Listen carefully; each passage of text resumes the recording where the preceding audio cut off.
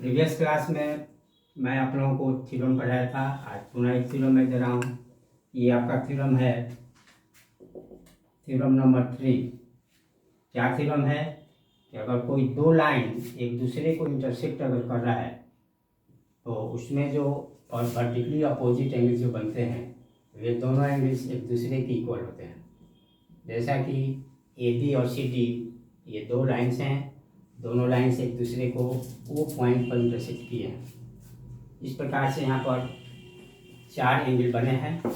इसमें angle A ओ सी और angle B O D ये वर्टिकली अपोजिट हैं, वर्टिकली अपोजिट एंगल्स। दूसरा पेयर आपका है एंगल बी ओ सी और एंगल ए ओ डी, ये भी वर्टिकली अपोजिट एंगल्स है।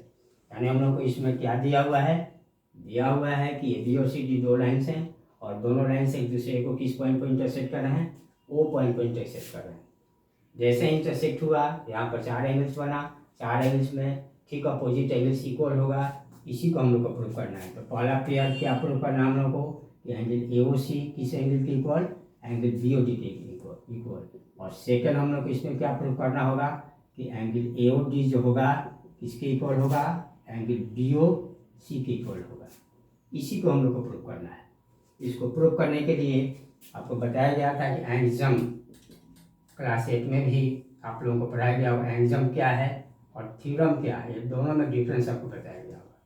कुछ ऐसा स्टेटमेंट होता है जिसे प्रूव की ज़रूरत नहीं होती है और कुछ ऐसा स्टेटमेंट है जिसे प्रूव करने की ज़रूरत होती है।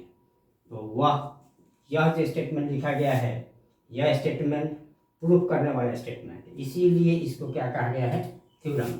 लेकिन ऐसा स्टेटमेंट जिसको प्रूव करने की ज़रूरत नहीं है उस प्रकार के स्टेटमेंट को कहते हैं हम लोग एंगजम। तो चले हम देखते हैं कि इसको प्रूफ हम लोग कैसे कर पाएंगे। तो सबसे पहले हम क्या लिख देंगे? प्रूफ। सबसे पहले आप यहाँ देखिए एक लाइन है, इस लाइन का नेमिंग आप कर दीजिए ए बी। इस पर कोई एक पॉइंट ले लीजिए और इस पॉइंट के या तो आप इस साइड में या इस साइड में अगर चलते हैं तो यहाँ भी 180 डिग्री का एंगल बनता है, यहाँ भी 180 डिग्री का एंगल बनता है। और इस एंगल को आप कौन सा एंगल कहते हैं? स्ट्रेट एंगल कहते हैं। ठीक इसी का यूज हम लोग यहाँ पर करेंगे इसको प्रूव करने के लिए। अब देखिए कि ए बी एक लाइन है, इस लाइन के एक तरफ जो हम अगर आते हैं तो यहाँ पर दो एंगल ए ओ डी और एंगल बी ओ डी, ये दोनों एंगल को अगर हम ऐड करते हैं तो कितना मिलता है? 180 डिग्री मिलता है। तो हम लिखेंगे कि A B is a line and इस लाइन पर आप देखिए कि कौन सा स्टैंड है, कौन एक्सटेंड किया है? ओ डी आप देखिए स्पष्ट यहाँ पर दिखाई दे रहा है। इस फिगर से आप कंपेयर कीजिएगा, ओ डी इस ए बी पर स्टैंड है।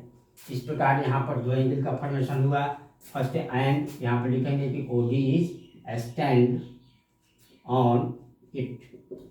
सो कौन कौन सा एंगल बना यहाँ पर? एंगल ए ओ डी बना और एंगल बी ओ डी बना। ये दोनों एंगल मिलकर कितना डिग्री लिखेंगे हम लोग? 180 डिग्री लिखेंगे।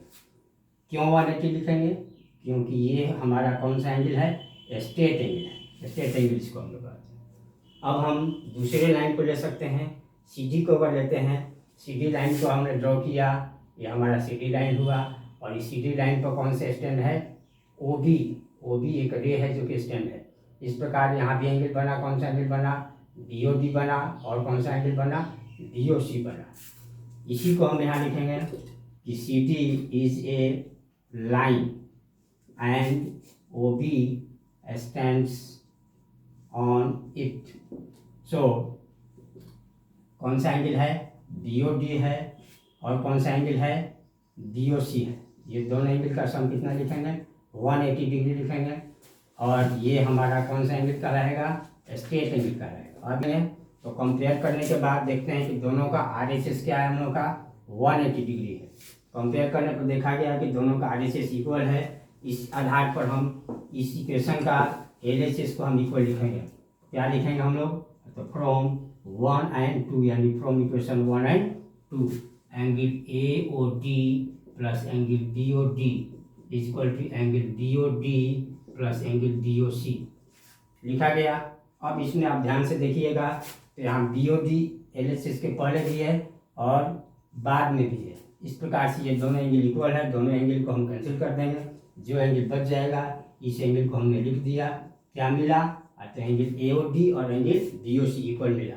आप फिगर में कंपेयर करके देखिए, AOD और BOC ये दोनों अपोजिट एंगल्स हैं। इस प्रकार से फर्स्ट है जो हम लोग को प्रूफ करना है, ये प्रूफ हो गया, फर्स्ट प्रूफ हो गया। अब सेकंड प्रूफ करने के लिए आपको पूरा यहाँ तक ये सारा प्रोसेस नहीं करना है, एक वर्ड आप लिखिएगा, क्या लिखिएगा, तो similarly we can prove that, कौन सा पेयर आपका बचा, AOC बचा, AOC किसके इक्वल आप कर सकते हैं, एंगल BOD के इक्वल कर सकते हैं। इस प्रकार से आप इस थ्योरम को आसानी से प्रूव कर सकते हैं।